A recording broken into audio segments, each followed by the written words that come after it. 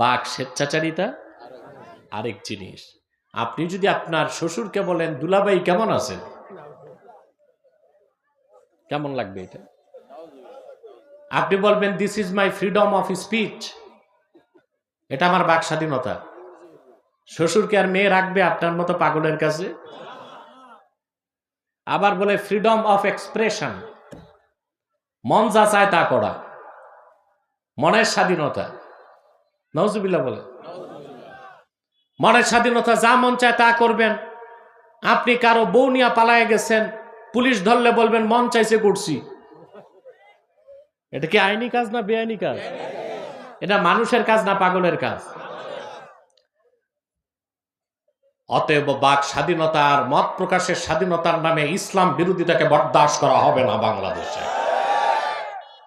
এই বাউলরা প্রচার করে ধর্ম যার যার, সবাই তো তার ধর্ম পালন করে স্রষ্টাকে পেতে। এই কথাটা কি কোরআনের পক্ষে না বিপক্ষে?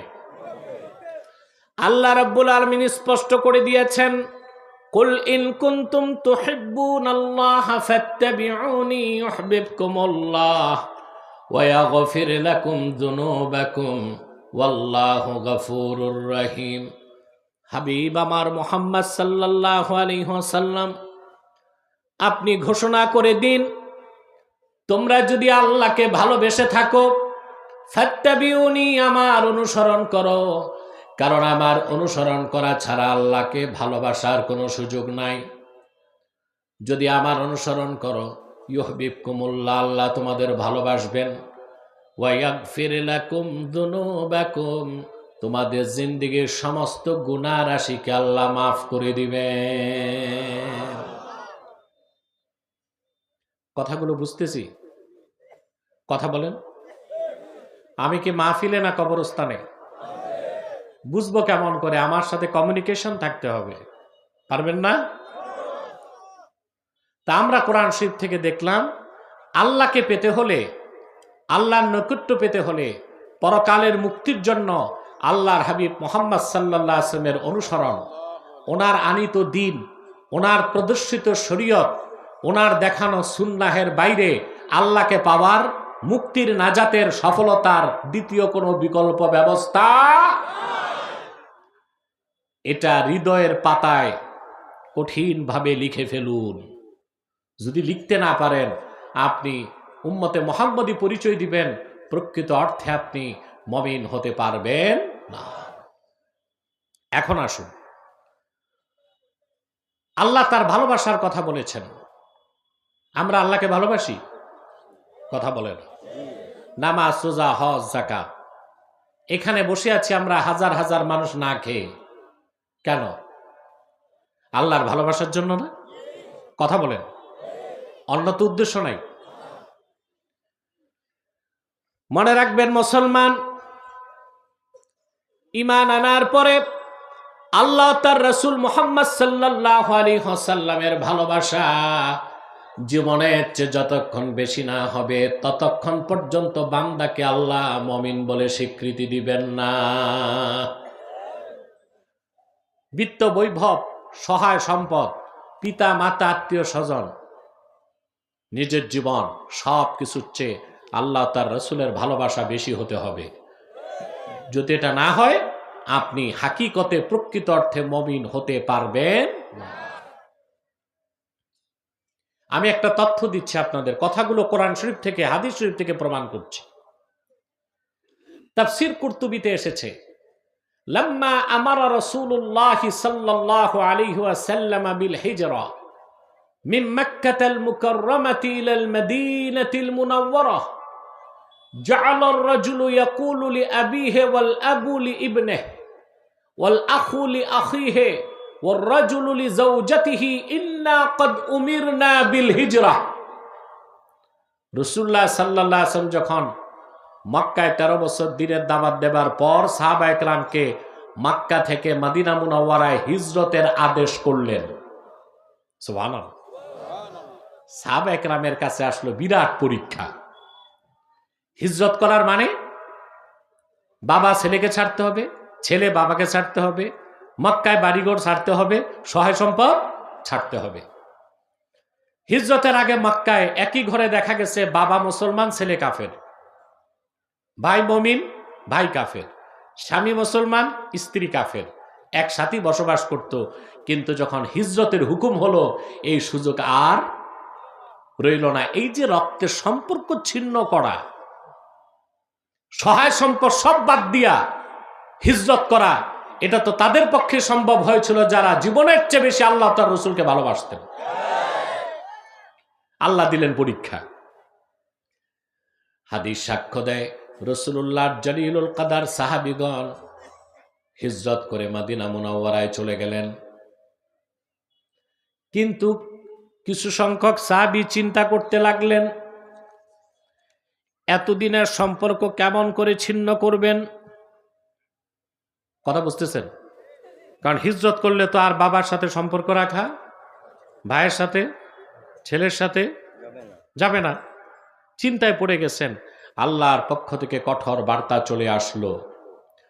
আল্লাহ রাব্বুল আলামিন ডাক দিয়ে বললেন, ইয়া আইয়ুহাল্লাযীনা আমানু লা তাত্তাখিযু আবাআকুম ওয়া ইখওয়ানাকুম আউলিয়া ইন ইসতাহাব্বুল কুফরা আলাল ঈমান। আল্লাহ পাক ঘোষণা করলেন, হে মুমিনগণ, বিশ্বাসীগণ, তোমরা তোমাদের পিতাদেরকে, তোমাদের আপন ভাইদেরকে আপন করো না, বন্ধু বানায়ো না, যদি তারা ইমানের উপর কুফরকে স্থান দেয়। তার মানে তারা যদি ইমান না আনে, তোমরা যারা মুমিন তাদের সাথে তোমাদের পিতাদের, তোমাদের ভাইদের কোনো সম্পর্ক নাই।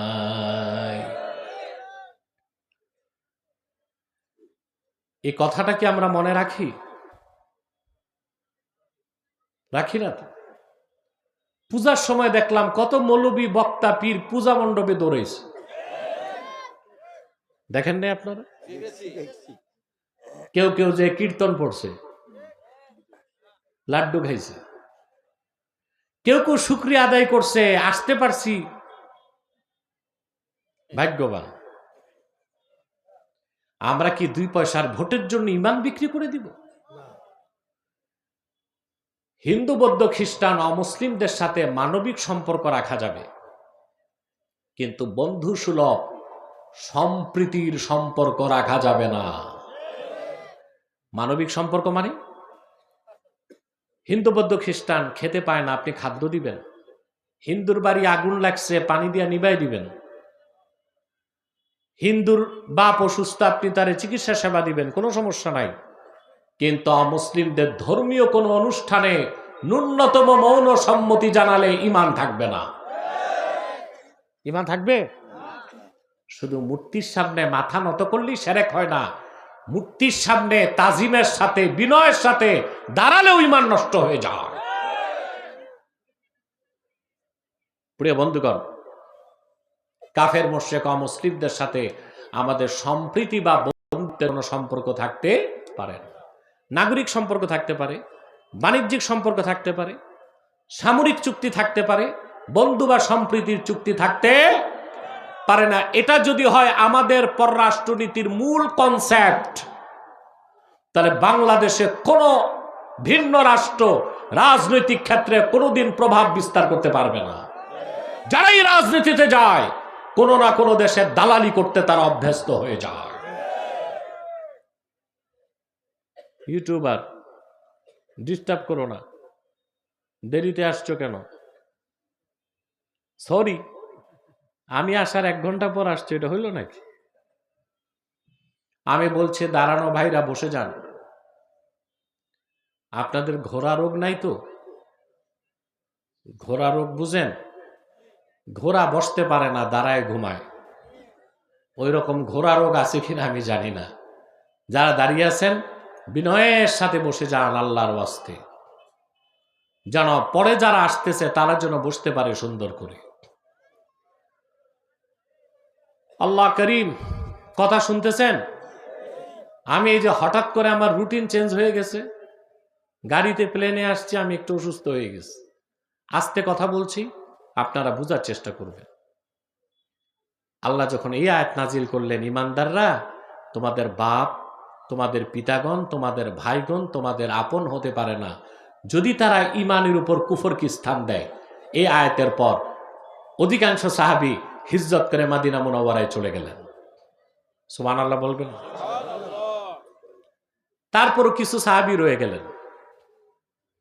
এবার আল্লাহর পক্ষ থেকে আসলো চূড়ান্ত বার্তা।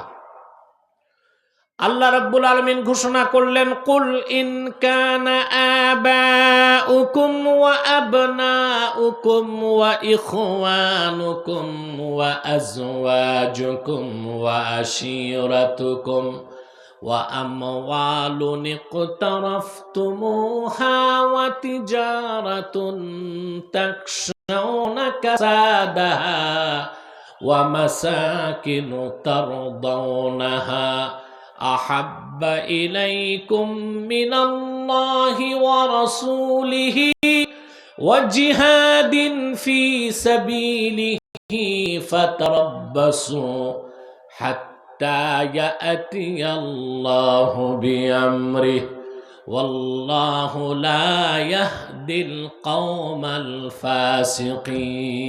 الفاسقين আল্লাহ রাব্বুল আলামিন ঘোষণা করলেন, প্রিয় হাবিব মুহাম্মদ সাল্লাল্লাহু আলাইহি ওয়াসাল্লাম, আপনি বলে দিন, ইন কানা আবাউকুম ওয়া আবনাউকুম ওয়া ইখওয়ানুকুম ওয়া আজওয়াজুকুম ওয়া আশীরাতুকুম, যদি তোমাদের পিতাগণ, তোমাদের সন্তানগণ, তোমাদের ভাইগণ, তোমাদের স্ত্রীগণ, তোমাদের প্রতিবেশীগণ, তোমাদের কষ্টে অর্জিত সম্পদ, তোমাদের সেই ব্যবসা যা লস হতে ভয় পাও, যে ব্যবসার লস হওয়াকে ভয় পাও, আর তোমাদের সুরম্য বাড়িঘর যা পছন্দ করো, এসব কিছু যদি আল্লাহ ও তার রাসূল এবং জিহাদের চেয়ে প্রিয় হয়, ফাতারাব্বাসু, তাহলে তোমরা অপেক্ষা করো তোমাদের বিপক্ষে আল্লাহ তাআলা সিদ্ধান্ত নিয়ে আসার আগ পর্যন্ত। তার মানে হচ্ছে পিতামাতা, ছেলে সন্তান, আপন ভাই, স্ত্রী, নিকটাত্মীয়, চাকরি, ব্যবসা, নিজের জীবনের চেয়ে যতক্ষণ পর্যন্ত ব্যক্তির নিকট আল্লাহ তার রাসূল অধিক প্রিয় না হবেন, ততক্ষণ পর্যন্ত ব্যক্তিকে আল্লাহ রাব্বুল আলামিন মুমিন বলে স্বীকৃতি দিবেন না। আল্লাহর হাবিবের সুমহান সাহাবীগণ আল্লাহর এই কথায় উত্তীর্ণ হয়েছেন। সাহাবায়ে কেরাম রিদওয়ানুল্লাহি তাআলা আলাইহিম আজমাইন আল্লাহ তার রাসূলের ভালোবাসার কারণে বাপ ছেড়েছেন, মা ছেড়েছেন, সম্পদ ছেড়েছেন, বাড়িঘর ছেড়েছেন, চূড়ান্ত পর্যায়ে জীবন উৎসর্গ করে দিয়েছেন। বলেন সুবহানাল্লাহ। সুবহানাল্লাহ। করছেন না? কথা বলেন। সাহাবায়ে কেরাম করছেন, পরীক্ষা উত্তীর্ণ হয়েছেন, সব কিছু আল্লাহ তার রাসূলকে বেশি ভালোবেসে দেখাইছেন। কথা বলেন। আমি একটা দৃষ্টান্ত দিচ্ছি আপনাদেরকে। রাসূলুল্লাহ সাল্লাল্লাহু আলাইহি ওয়াসাল্লামের একজন জলিলুল কদর সাহাবী ছিলেন মুসাব বিন উমাইর। বলেন তো কি নাম? রাদিয়াল্লাহু তাআলা। তিনি মক্কায়, তিনি আরবের সবচেয়ে ধনী মানুষদের একজন ছিলেন। কত ধন ছিল তার, একটা তথ্য থেকে বোঝা যায়। রেজাল শাস্ত্রবিদগণ বলেন, ইসলাম কবুলের আগে মুসাব বিন উমাইর প্রতিদিন তার দস্তরখানে 70 জন মেহমান নিয়ে পানাহার করতেন। সুবহানাল্লাহ বলবেন না? কতজন? প্রত্যেক মেহমানকে সোনার উপর বাটিতে খাদ্য পরিবেশন করতেন। মেহমানদারির পর বাটি ঘটিগুলো তিনি হাদিয়া করে দিতেন। যখন তিনি ইসলাম কবুল করলেন, পিতামাতা, আত্মীয় স্বজন সব ছাড়লেন, সহায় সম্পদ সব কিছু বর্জন করলেন। বদর যুদ্ধে তিনি আল্লাহর হাবিবের পক্ষে জিহাদে ঝাঁপিয়ে পড়েছেন। বদর যুদ্ধে মুসাব বিন উমাইর রাসূলুল্লাহর পক্ষে যুদ্ধ করেছেন, আর তারই আপন ভাই আমির বিন উমাইর কাফের ছিল, সে রাসূলুল্লাহর বিপক্ষে যুদ্ধ করেছে। ইসলামের আদর্শটা কত উন্নত, সবকিছুর ঊর্ধ্বে চিন্তা করেন। এখানে রক্তের সম্পর্ক মুখ্য না, সম্পর্ক হবে ঈমান কার আছে।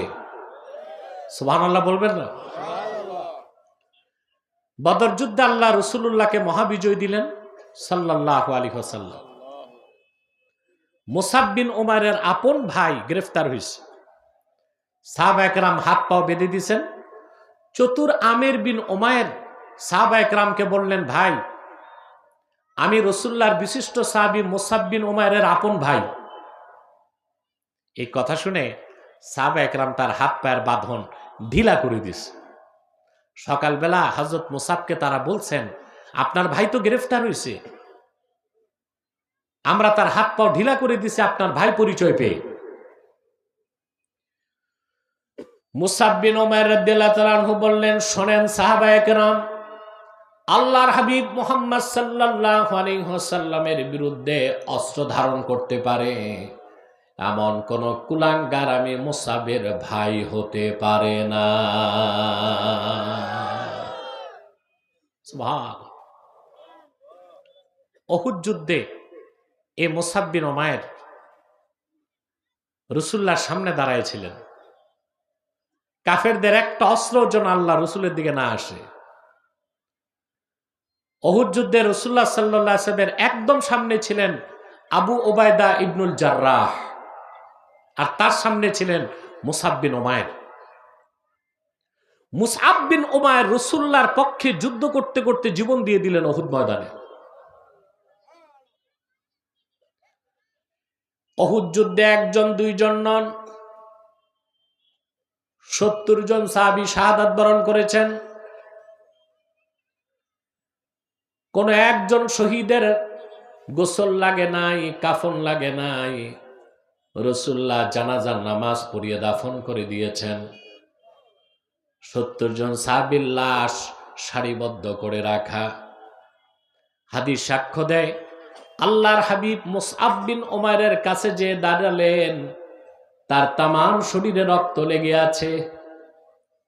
সাহাবা একরামকে আল্লাহর হাবিব বললেন, সাহাবীরা শোনো, ওয়ালাকাদ রাআইতুহু ওয়া আলাইহি বুরদাতুন ওয়া আলাইহি বুরদান লা তুরাফু কিমাতুহুমা ওয়া ইন্না শিরাকান আলাইহি মিন যাহাবিন।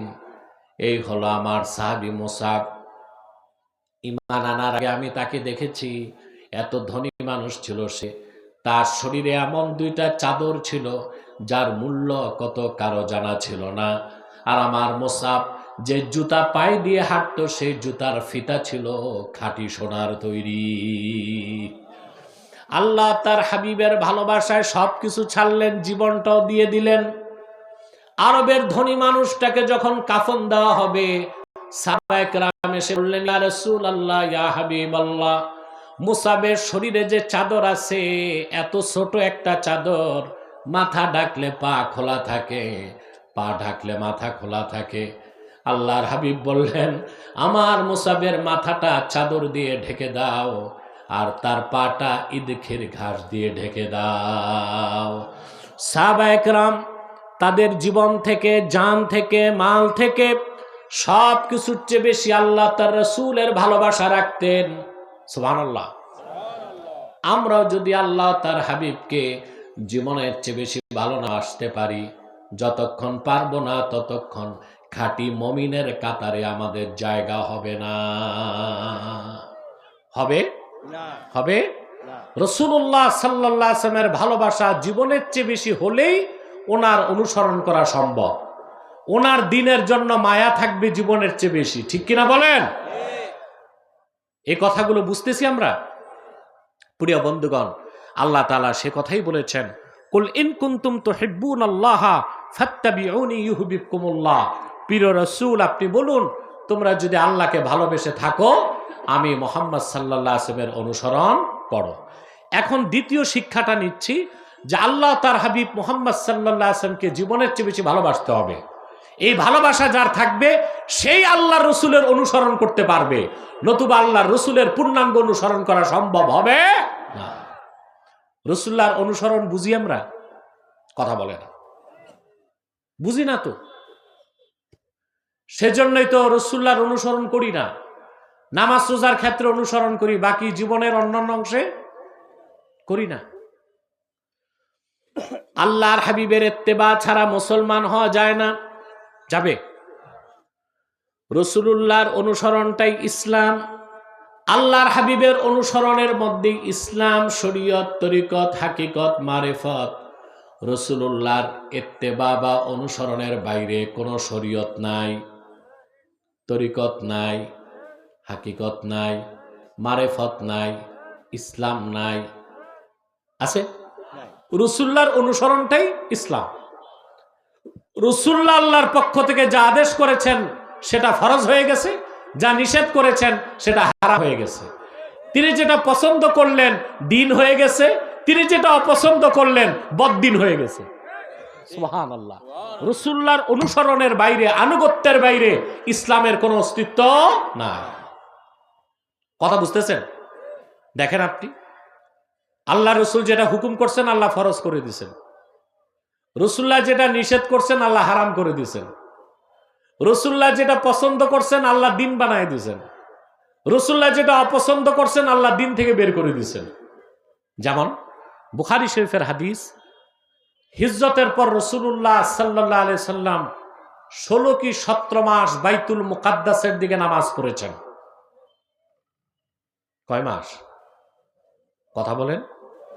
16 কি 17 মাস। এখানে সাক্ষ্যের রাবী আছে। বাইতুল মুকাদ্দাসের দিকে, ওইটাই তো আমাদের প্রথম কিবলা। শুধু প্রথম কিবলা না, বাইতুল মুকাদ্দাসে মেরাজের রাতে রাসূলুল্লাহ উপস্থিত হয়েছিলেন। 1 লক্ষের উপর পয়গম্বর আল্লাহ রসুলের পিছনে নামাজ পড়েছেন। আল্লাহ তার আখির নবী মুহাম্মদ সাল্লাল্লাহু আলাইহি সাল্লাম, ইমামুল মুরসালিন, মেরাজের রাতে বাইতুল মুকাদ্দাসে ওনার ইমামতিতে লক্ষাধিক পয়গম্বরকে নামাজ পড়ায়া আনুষ্ঠানিক ঘোষণা দিয়েছেন। বলেন সুবহানাল্লাহ। রাসূলুল্লাহ নূরের পায়ের ছোঁয়া লেগে বাইতুল মুকাদ্দাস হয়ে গেছে। 2টা বছর ইহুদিরা ফিলিস্তিনে বোমা মারল। 70,000 মুসলমান জীবন দিয়েছে, কিন্তু বাইতুল মুকাদ্দাসের চাবি ইহুদিদের হাতে তুলে দেয় না। আমাদের বাংলাদেশের মুসলমানদের উচিত ফিলিস্তিনের মুসলমানদের কাছ থেকে শিক্ষা গ্রহণ করা। আমরা অল্প পয়সায় ঈমান বিক্রি করি। কথা বলেন। এই যে আপনাদের লালমনিরহাটে খ্রিস্টানদের বিরাট আস্তানা, মরিয়ম সিটি কোন দিক? হ্যাঁ, লালমনিরহাটে না? খ্রিস্টানরা বিরাট এলাকা করে বসে আছে, মানুষকে টাকা দিয়া, পয়সা দিয়া খ্রিস্টান বানাচ্ছে। ইমানের মূল্যটা বুঝলাম না আমরা। আপনি কোন দুঃখে খ্রিস্টান হবেন? খ্রিস্টানরা যারে নবী মানে ঈসা নবী, উনি নিজেই তো রাসূলুল্লাহর উম্মত হয়ে আকাশ থেকে নামবেন। সুবহানাল্লাহ। মুসা নবী আল্লাহর কাছে 8 বার দরখাস্ত করছেন, আল্লাহ তুমি মুহাম্মদ সাল্লাল্লাহু আলাইহি ওয়াসাল্লামের উম্মত যারা, তাদেরকে আমাকে দাও। সুবহানাল্লাহ। আল্লাহ তার দোয়া কবুল করেন নাই। 9ম বার মুসা নবী দোয়া করলেন, হাত্তা তামান্না মুসা আইয়াকুনা মিন উম্মতি মুহাম্মাদিন সাল্লাল্লাহু আলাইহি ওয়াসাল্লাম। 9ম বার মুসা নবী দোয়া করলেন, আল্লাহ উম্মত চাই না, তুমি আমাকে মুহাম্মদ সাল্লাল্লাহু আলাইহি ওয়াসাল্লামের উম্মত বানায় দাও। আল্লাহ বললেন, মুসা দেরি হয়ে গেছে, 8 বার উম্মত না চেয়ে 1ম বার উম্মত হইতে চাইতা, আমি আমার হাবিবের উম্মত বানাই দিতাম। এত আস্তে সুবহানাল্লাহ বললেন। এত মহিলাদের মতো হইল আওয়াজ, পুরুষের কণ্ঠে বলেন সুবহানাল্লাহ। এবার হইছে। নির্বাচনী স্লোগান বোধে দিতে দিতে আপনারা ক্লান্ত নাকি? কথা বলে না।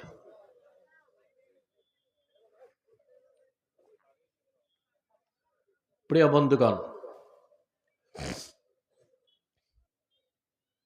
ঈসা আলাইহিস সালাম এই ঘটনা জানতেন। তিনি সবসময় আল্লাহর কাছে দোয়া করতেন, আল্লাহুম্মা জাআলনি মিন উম্মতি মুহাম্মদ। ঈসা ইবনে মারইয়াম আল্লাহর কাছে দোয়া করতেন, আল্লাহ তুমি আমাকে মুহাম্মদ সাল্লাল্লাহু আলাইহি ওয়াসাল্লামের উম্মত বানাও। আল্লাহ তার দোয়া কবুল করছেন। ইহুদিরা যখন তাকে হত্যা করতে গেছে, হত্যা করতে পারে নাই। ঈসা ইবনে মারইয়ামকে আল্লাহ জীবিত অবস্থায় আকাশে তুলে নিয়েছেন। ঈসা কই? দেখতে আল্লাহ সাদৃশ্য দিছেন একজনকে, তাকে ইহুদিরা হত্যা করে বলে ঈসা শেষ। আল্লাহ বলেন না, ওটা ঈসা না, ওটা মিসা। ওটা কি? ঈসা কই? আফসোস, খ্রিস্টানরা আছে মিসানিয়া, মুসলমান আছে ঈসানিয়া। খ্রিস্টানদের বাইবেলে আছে যেটা থিওরি অফ ক্রুসিফিকেশন, তারা বিশ্বাস করে ক্রুশবিদ্ধ করে ঈসাকে হত্যা করা হয়েছে। এটা একটা কাল্পনিক মিথ্যা কথা। ঈসা নবীকে হত্যা করা সম্ভব হয় নাই। ওনার আগে বহুত পয়গম্বরকে বনি ইসরায়েল হত্যা করছে, কিন্তু ওনাকে আল্লাহ হত্যা হইতে দেন নাই, কারণ আল্লাহ তার দোয়া কবুল করছেন। আল্লাহ তার হাবিবের উম্মত তারে বানাবেন। আছে কই? কিয়ামতের আগে দামেস্কের জামে মসজিদের পূর্ব পাশের মিনারায় তিনি নামবেন দাজ্জালকে হত্যা করার জন্য। সুবহানাল্লাহ বলবেন।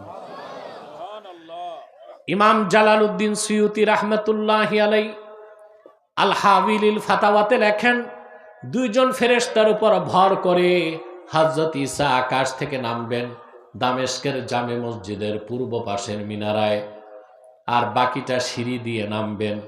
এখানে বোঝানো হয়েছে একটা অংশ মারেফতের সাথে সম্পর্ক, আর একটা শরীয়তের সাথে সম্পর্ক। আকাশ থেকে নামবেন দুই ফেরেশতার কাঁধে ভর করে, বাকিটা সিঁড়ি নামবেন সিঁড়ি দিয়ে। কেন? শরীয়ত মানে নিয়ম। পৃথিবীতে এসে গেছে, এখন নিয়ম মানতে হবে। এর আগে দুই ফেরেশতার কাঁধে ভর করেই নামবেন। সুবহানাল্লাহ বলেন। নামেন নাই, নামবেন। সুবহানাল্লাহ বলেন। ইমাম মাহদি থাকবেন দামেস্কের জামে মসজিদের ভিতরে। আসর নামাজের আজান হয়ে যাবে, একামত হয়ে যাবে। ইমাম মাহদি বলবেন, লোকজন বলবে হুজুর নামাজ শুরু করেন। তিনি বলবেন যে না, আমার ভাই ঈসা আকাশ থেকে নেমেছেন, তিনি আসলে একসাথে আসর নামাজ পড়ব। হানাফি মাযহাবের শ্রেষ্ঠ আকীদার কিতাব শারহ ফিকহিল আকবর, লেবানন বৈরুতের ছাপ, আমার স্মৃতি বলছে যথাসম্ভব 229 পৃষ্ঠায় কথাটা উল্লেখ আছে। হযরত ঈসা যখন মসজিদে ঢুকবেন, ফায়ুশিরুল মাহদি ইলা ঈসা ইবনে মারইয়াম বিত্তাকাদ্দুম, হযরত ঈসাকে ইমাম মাহদি ইশারা করে বলবে আপনি নামাজ পড়ান। ঈসা নবী বলবেন না, আমি পড়াবো না, আপনি উম্মতের ইমাম, আপনি নামাজ পড়াবেন, আমি পিছনে মুক্তাদি হব। হযরত মোল্লা আলী কারি রাহমাতুল্লাহ ব্যাখ্যা করেছেন, ফায়াক্তাদি বিহি লিইউযহিরা মুতাবিআতা নবিয়িনা সাল্লাল্লাহু আলাইহি ওয়াসাল্লাম। বনি ইসরাইলের সাবেক পয়গম্বর ঈসা ইবনে মারইয়াম নামাজি ইমামতি করবেন না, মাহদির পিছে নামাজ পড়বেন। এই কথার প্রকাশ করার জন্য যে জগৎবাসী জেনে রাখো, আমি এখন আর নবী হিসেবে আসি নাই, মুহাম্মদ সাল্লাল্লাহু আলাইহি সাল্লামের উম্মত হিসেবে এসেছি। লালমনিরহাটের মুসলমান বলে যাই তোমাদেরকে, পূর্বের নবীগণ দরখাস্ত করেও উম্মত হতে পারেন নাই, ঈসা নবী দরখাস্ত করে উম্মত হয়েছেন। তুমি আর আমি বিনা দরখাস্তে রাসূলুল্লাহর উম্মত। সেই জন্য নিজের দাম বুঝি না, ইমানের মূল্য দিতে জানি না। অল্প পয়সায় বিক্রি হই, অল্প পয়সায়। এই খ্রিস্টানরা, মিশনারিরা অল্প কিছু পয়সা দিয়া মানুষকে খ্রিস্টান বানায়, ঠিক না?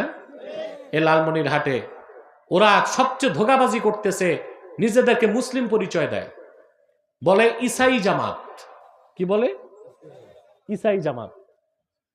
মানুষকে খ্রিস্টান বানানোর পর বলে তুমিও মুসলমান, তবে তুমি ঈসার উম্মত মুসলমান। নাউজুবিল্লাহ বলবেন না? ঈসার উম্মত মুসলমান না খ্রিস্টান? ওদের আবার মৌলবীও আছে, এর নাম জবানকারী। কি নাম? জবানকারী। এই নাভি পর্যন্ত লম্বা দাড়ি, মাথায় টুপিও রাখে। কতটা ধোঁকাবাজির মাধ্যমে মানুষকে ইসলাম থেকে খারিজ করে দিচ্ছে। লালমনিরহাটের মুসলমান, শপথ করুন জীবন দিবেন, ঈমান দিবেন না। সামান্য তুচ্ছ পয়সার জন্য ঈমান বিক্রি করবেন, অনন্তকাল আপনি কাফের হিসেবে জাহান্নামে জ্বলতে হবে। কথা বুঝতে পারছেন? বলছিলাম রাসূলুল্লাহর অনুসরণটাই ইসলাম, ওনার আনুগত্যকে মেনে নেওয়াই কি ইসলাম। আল্লাহ রসুল ১,৫০০ বছর আগে যা বলেছেন, আল্লাহর কাছ থেকে যা এনেছেন, নীতি হিসেবে যা নির্ধারণ করেছেন, সেটাই শরীয়ত, সেটাই ইসলাম। রাসূলুল্লাহর অনুসরণের বাইরে ইসলামের কোনো অস্তিত্ব নাই। এই কথাটা বুঝছেন কিনা? না, এত সহজে বুঝেন নাই, বুঝাইতে হবে। সময় আছে তো? সময় আমি দেখব না আপনি? দেখার দায়িত্ব কার? আমার তো। কিন্তু আমার তো ঘড়ি নেই, জানি না কতক্ষণ হলো, চলতে থাকি। আল্লাহ যা ইচ্ছা করেন তাই হয়। আমি যদি হেলিকপ্টারে আসতাম 2:45 আমাকে টেক অফ করতে হইতো, সময়ও পাওয়া যেত না। এই রিল্যাক্সে আমি কথা বলতে পারতাম না। কথা বুঝতেছেন ভাই? শুনতেছেন? রাসূলুল্লাহ সাল্লাল্লাহু আলাইহি ওয়াসাল্লাম 16 কি 17 মাস বাইতুল মুকাদ্দাসের দিকে নামাজ পড়ছেন, কিন্তু রাসূলুল্লাহ দিলের টান ছিল কাবার প্রতি। সুবহানাল্লাহ বলবেন না? আল্লাহ রসুলের দিলের টান ছিল কাবার দিকে, কিন্তু মুখ ফুটে কোনোদিন আল্লাহকে বলেন নাই আল্লাহ কাবাকে কিবলা বানায় দাও, শুধু আসমানের দিকে তাকাতেন। কোরআন শরীফে আল্লাহ বলেন, কদ নারা তাকাল্লুবা ওয়াজহিকা ফিস সামা। প্রিয় দোস্ত মুহাম্মদ সাল্লাল্লাহু আলাইহি ওয়াসাল্লাম, আপনার আকাশের দিকে বারবার তাকানোটা আমি আল্লাহ লক্ষ্য করি। রাসূলুল্লাহ সাল্লাল্লাহু আলাইহি ওয়াসাল্লাম মদিনাতুল মুনাওয়ারায় মসজিদ নববী থেকে 7 কিলোমিটার দূরে একটা মসজিদ আছে, যার নাম মসজিদ জুল কিবলাতাইন। সেখানে সাহাবায়ে কেরামকে নিয়ে আসর নামাজ পড়তেছিলেন। 2 রাকাত নামাজ হয়ে যাবার পর আল্লাহ ওহী নাজিল করলেন, ফাওয়াল্লি ওয়াজহাকা শাতরাল মসজিদিল হারাম। প্রিয় হাবিব মুহাম্মদ সাল্লাল্লাহু আলাইহি ওয়াসাল্লাম, আপনার চেহারা মোবারক এখন থেকে কাবার দিকে ঘুরান। রাসূলুল্লাহর দিল যেটারে চাইলো সেটাকে আল্লাহ কিবলা বানায় দিলেন। রাসূলুল্লাহ যা আদেশ করছেন তা ফরজ হয়ে গেছে, যা নিষেধ করছেন তা হারাম হয়ে গেছে। রাসূলুল্লাহ যা পছন্দ করছেন ওটা দিন হয়ে গেছে, রাসূলুল্লাহ যা অপছন্দ করছেন দিন থেকে বের হয়ে গেছে। কথা বুঝতেছেন? রাসূলুল্লাহ সাল্লাল্লাহু আলাইহি ওয়াসাল্লাম যেটা হুকুম করছেন ওইটাই কি শরীয়ত হয়ে গেছে, ফরজ। তিনি নিষেধ করছেন ওটা কি হয়েছে? হারাম। তিনি পছন্দ করছেন ওটা হয়ে গেছে দিন, তিনি অপছন্দ করছেন ওটা হয়ে গেছে দিনের বাইরে। সুবহানাল্লাহ বলবেন না? তা রাসূলুল্লাহর অনুসরণের বাইরে শরীয়ত, তরিকত, হাকিকত, মারেফত, ইসলাম কিছুই নাই, সবটাই রাসূলুল্লাহর অনুসরণের মধ্যে। বলেন সুবহানাল্লাহ। কেন বললাম কথাগুলো? এই যে তথাকথিত বুদ্ধিজীবী এখন তারা আমার দেশের ভার্সিটির ছাত্রগুলোকে ধ্বংস করে দিচ্ছে স্টাডি রুমে পাঠ চক্রের মাধ্যমে। কিসের মাধ্যমে? পাঠ চক্র করে। পীর সাহেবরা যেমন তালিম করে না, কথা বলেন, আল্লাহর ওলিগণ তালিম করে না, মসজিদে খানকায় করে কিনা? তে বুদ্ধিজীবীরা বিশ্ববিদ্যালয়ের স্টাডি রুমে তালিম করে, ওদের তালিম হচ্ছে কুফরি তালিম। এটার নাম দিয়েছে ওরা পাঠ চক্র। কি নাম? পাঠ চক্র। এই পাঠ চক্রে এনসিবির অসংখ্য নেতা তাদের মস্তিষ্ক খারাপ করছে তারা। এনসিপি কে তো আমি অনেক পৃষ্ঠপোষকতা করছি এক সময়। ন্যাশনাল কি নাম?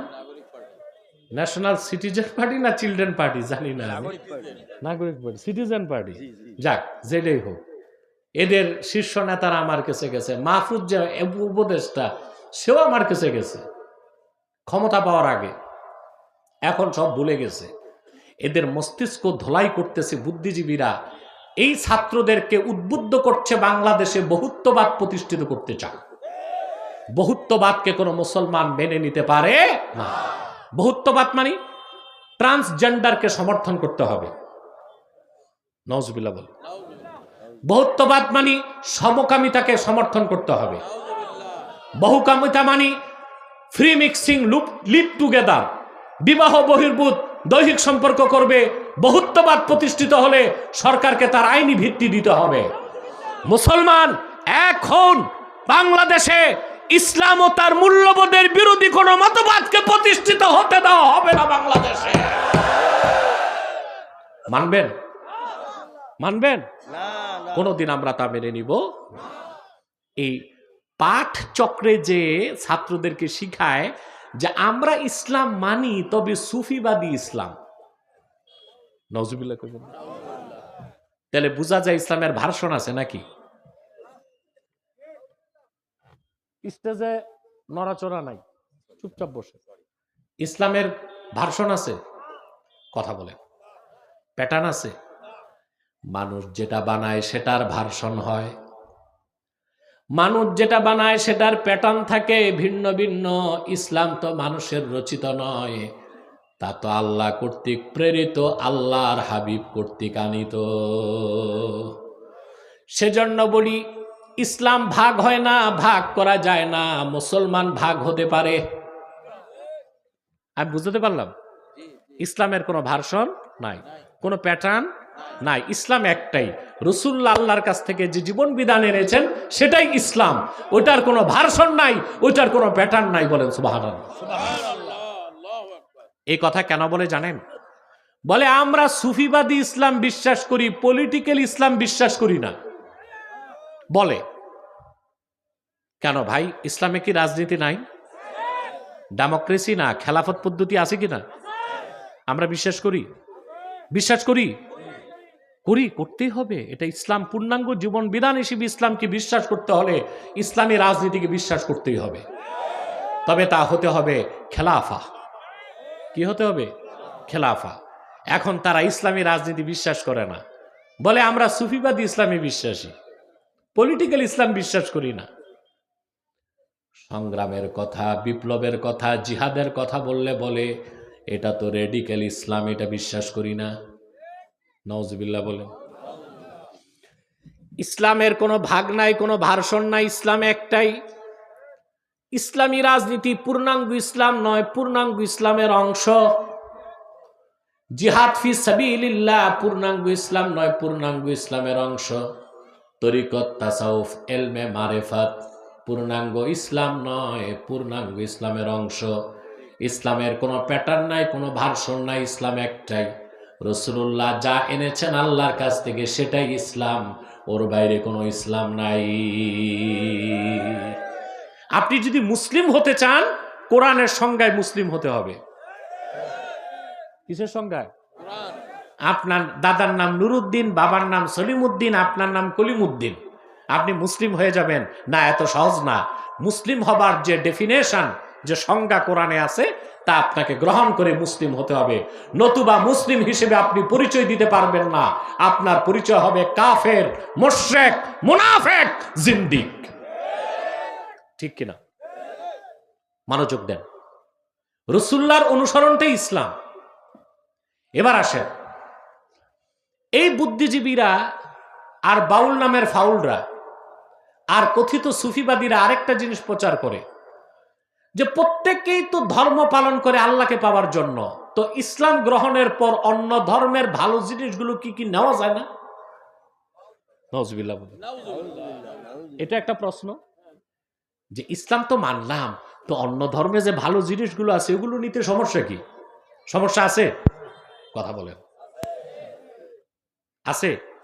ছোট সমস্যা না বড় সমস্যা?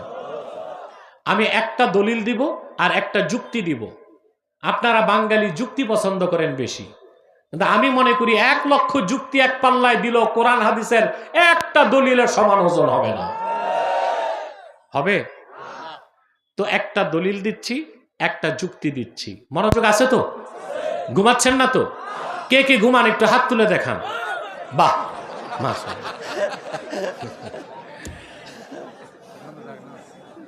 টাইম কত দেখ? 3:20। আমি বক্তব্য শুরু করছি, পুরা 1 ঘন্টা হয়েছে। আপনারা মনে ঘড়ি দেখেন নাই। আর 10-15 মিনিট কষ্ট দিব। কষ্ট হবে না তো? আরে চলবে মানে আসর নামাজ হবে একটু পরে, হবে, ঠিক আছে। আপনারা উঠাউটি করবেন না। উঠছেন আপনি কি মুয়াজ্জিন না ইমাম? এই মিয়া সাহেব, ইমাম না মুয়াজ্জিন? কি কাজে যায় সেই জানে। ইমাম মুয়াজ্জিনদের তো আবার চাকরির ভয় আছে, সময় মতো না থাকলে। মুতুল্লি এক ওয়াক্ত নামাজ পড়ে না, ইমাম সব টাইম মতো না আসলে চাকরি নেই। এগুলো বাংলাদেশে বেশি হয়, ঠিক না? সেক্রেটারি এক ওয়াক্ত নামাজ পড়ে না, মুয়াজ্জিন আজান দেরি করছে, ওর চাকরি নাই। এই সংস্কৃতিগুলো বদলাবেন আপনারা বাংলাদেশ। প্রিয় বন্ধুগণ, ইসলাম, আহা কি বলবো ভাইরা, মধুর সাথে বিষ মিশায়া আমার দেশে মানুষের ঈমান নষ্ট করতেছে। নতুন একটা মতবাদ চালু হয়েছে, ইন্টারফেথ, আন্তধর্মীয় মতবাদ। নাউজুবিল্লাহ। এটার আবার সমাবেশ হয়। কি হয়?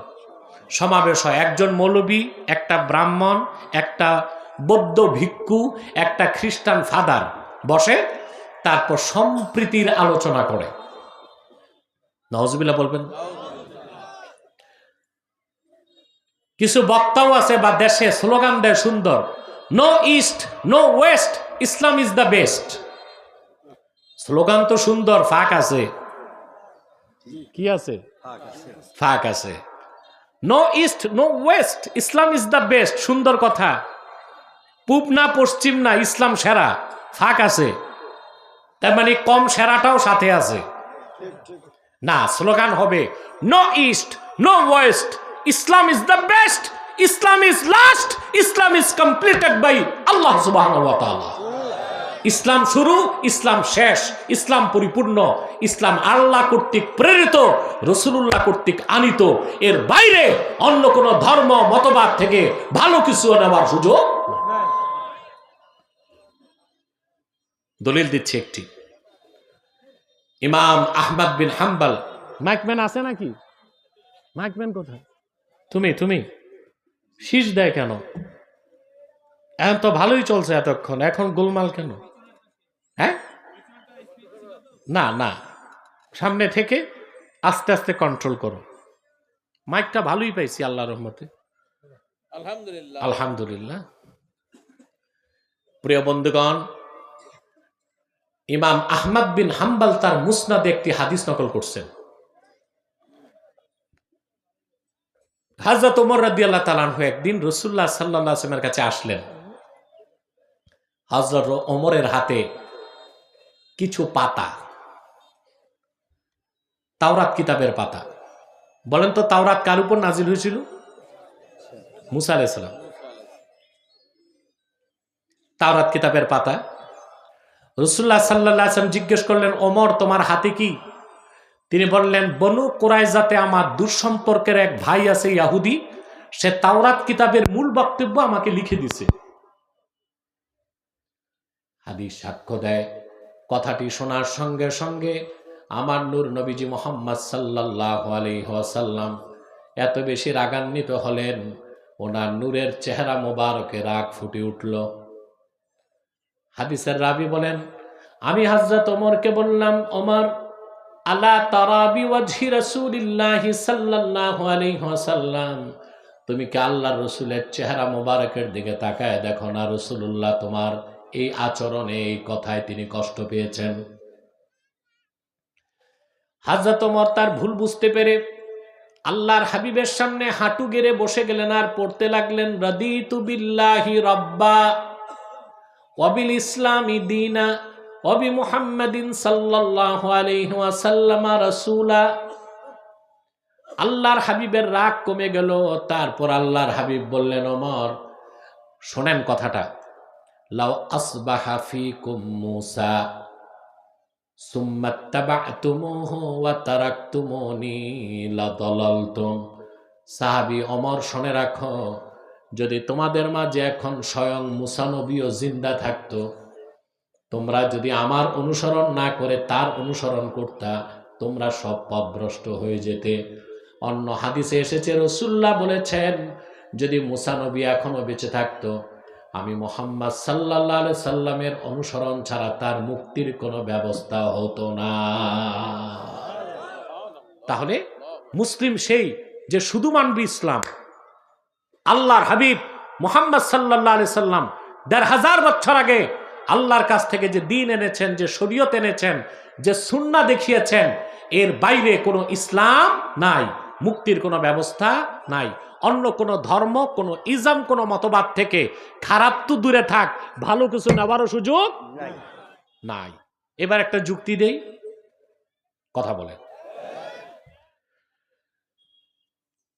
ওষুধের দাম খুব বেশি এখন বাংলাদেশে, ঠিক না? ওষুধ কিনতে সময় আপনারা মেয়াদ দেখেন? না না, মেয়াদবিহীন ওষুধ খাইলে তো আর কাজ হবে না, বরং মারা যাওয়ার সম্ভাবনা আছে। আমি যতটুকু মনে করি অধ্যক্ষ আসাদুল হাবিব দুলু আসে নাই, অসুস্থ, এই ইউনিয়নের চেয়ারম্যান। উনি আসলে বলতাম, উনি যদি পার্লামেন্ট মেম্বার হয়ে সংসদে যায়, যত নেতাদেরকে পাচ্ছি আমি কিছু জরুরি কথা বলছি, আমার পক্ষ থেকে এটা একটা বার্তা, যারাই সরকার গঠন করুক, আমার দেশের শিক্ষা খাত আর চিকিৎসা খাতকে পুনর্গঠন করতে হবে। বাংলাদেশে সবচেয়ে কম বরাদ্দ শিক্ষা ব্যবস্থায়, কথা বলেন। এই যে শিক্ষকরা কালকে আন্দোলন করছে না, কথা বলেন কেন? বাংলাদেশি শিক্ষকদেরকে যত কম বেতন দেওয়া হয়, এই দুনিয়ার কোথাও শিক্ষকদের এত কম বেতন দেওয়া হয় না। শিক্ষককে সবচেয়ে অবমূল্যায়ন করা হয় বাংলাদেশে। আমেরিকার একটি বিখ্যাত ইউনিভার্সিটি, স্ট্যানফোর্ড ইউনিভার্সিটিতে মার্কিন সরকারের এক বছরের বরাদ্দ হচ্ছে $100 কোটি, $1 বিলিয়ন, মানে বাংলাদেশের প্রায় ১২,৫০০ কোটি টাকা। একটা বিশ্ববিদ্যালয়কে আমেরিকান সরকার দেয় গবেষণার জন্য। আমি জানি না বাংলাদেশের টোটাল শিক্ষা ব্যবস্থায় এতটুকু বরাদ্দ আছে কিনা, নাই। আরেক দুর্দশা হচ্ছে আমাদের দেশের চিকিৎসা খাত। ডাক্তারদের যে অবস্থা, ২-৪টা ভালো হসপিটাল আছে, ওখানে ট্রিটমেন্ট করতে হলে জায়গা জমিন বিক্রি করতে হয়। বাকি হাসপাতালগুলো, আর হাসপাতাল নাই, মানুষ কোনো চিকিৎসা পায় না, ভালো কোনো ইনভেস্টিগেশন নাই বাংলাদেশে। ওই যে আমার মনে পড়ছে একটা কৌতুক, বলবো? এগুলোই তো শুনতে ভালোবাসেন আপনারা। রুগী গেছে হসপিটাল, রোগ হয়েছে, ডাক্তার এমআরআই করে পরীক্ষা নিরীক্ষা করে বলছে যে সর্বনাশ, আপনার ফুসফুসের ভিতরে তেলাপোকা পাওয়া গেছে। চিন্তা করেন, ফুসফুসের ভিতরে তেলাপোকা ঢুকে কেমনে? রুগীর তো প্রচুর টাকা, গেছে সিঙ্গাপুর, মাউন্ট এলিজাবেথে। ওখানে ডাক্তাররা পরীক্ষা নিরীক্ষা করে হাসে যে তোমার দেশের ডাক্তাররা কি খেয়ে ডাক্তার হয়েছে তা তো বুঝি না। বলে তেলাপোকা ফুসফুসে না, এমআরআই মেশিনে ছিল। কোথায় ছিল? এখন আপনার ইমেজিং হয়ে গেছে রিলের মধ্যে। তো যেই দেশে তেলাপোকা পায়, এমআরআই মেশিনের তেলাপোকার ছবি উঠে ফুসফুসে। ডাক্তার এটা বলে যে তেলাপোকা ফুসফুসে ঢুকছে, তেলাপোকা এমআরআই মেশিনে। ওই দেশে আর কি চিকিৎসা পাবেন? যা ওষুধ খান সব আটা আর ময়দা। আমার দৃষ্টিতে যারা ওষুধে ভেজাল করে তাদের সর্বোচ্চ শাস্তি মৃত্যুদণ্ড কার্যকর করা উচিত। প্রচলিত আইনে এটা পাবেন না, একমাত্র কোরআন সুন্নাহ ভিত্তিক শরিয়া আইনে এটা সম্ভব। কারণ ওষুধ যারা ভেজাল করে তারা হত্যাকারী। তারা কি? তো হত্যাকারী শাস্তি কি? জোরে বলেন। ওষুধের কথায় এত কথা বললাম, সবচেয়ে এক্সপেন্সিভ ঔষধ হচ্ছে কেমোথেরাপি, ক্যান্সারের ঔষধ। জার্মান মেড এক শিশি, এক বোতল কেমোথেরাপির দাম প্রায় ৭০,০০০ টাকা। এখন প্যাকেটে মেয়াদ লেখা আছে, আপনি কিনছেন এক শিশি কেমোথেরাপি ৭০,০০০ টাকা। ওখানে লেখা আছে তারিখ, মেয়াদ, যে মেয়াদ উত্তীর্ণের সময় ৩রা ডিসেম্বর ২০২৫ দুপুর ১২টা। কত দাম? ৩রা ডিসেম্বর ২০২৫ দুপুর ১টা কত দাম? কারণ মেয়াদ উত্তীর্ণ, রিজেক্টেড।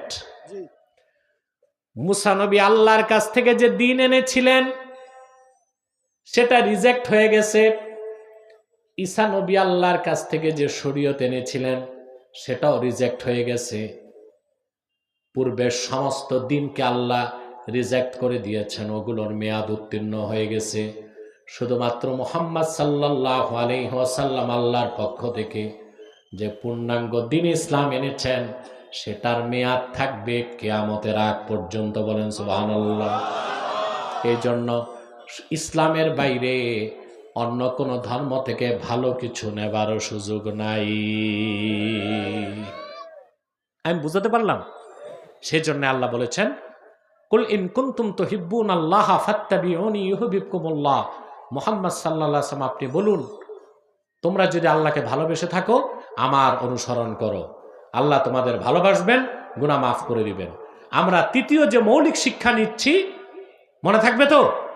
এই তাফসীর থেকে শেষ যে শিক্ষা নিচ্ছি সেটা হচ্ছে জীবনের সকল ক্ষেত্রে আল্লাহর হাবিব মুহাম্মদ সাল্লাল্লাহু আলাইহি ওয়াসাল্লামের উম্মত হিসেবে তিনি যে দিন রেখে গেছেন ১৫০০ বছর আগে, সেই দিনকে বিশ্বাস করে ওনার সুন্নতের অনুসরণ করব। পারবো তো ইনশাআল্লাহ? আল্লাহ আমাদেরকে কবুল করুক, মঞ্জুর করুক। বলুন আল্লাহুম্মা আমিন। সাদাকাল্লাহুল আযীম ওয়া সাদাকা রাসূলুহুন নবিয়ুল কারীম ওয়া নাহনু আলা যালিকা মিনাশ